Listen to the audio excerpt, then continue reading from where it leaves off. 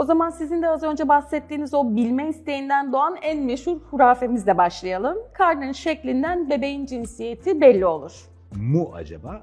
Belli olmuyor çünkü bununla ilgili yapılan çalışmalar yok. Neden? Karnın şekli ne olursa ne olur, kaç santimetre öne gelirse falan filan. Sadece gözlemlerine göre işte sivri olursa erkek olur. Ondan sonra işte yanlara doğru büyürse kız olur falan filan.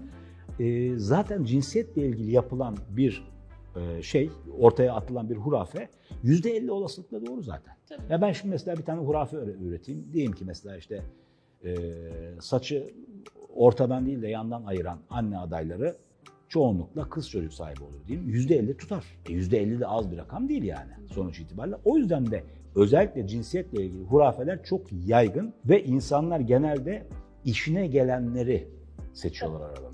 Ama bebeğin cinsiyetinin dışarıdan belli olması Hayır. gibi bir şey söz Tabii konusu ki, değil. Tabii ki söz konusu kesinlikle değil.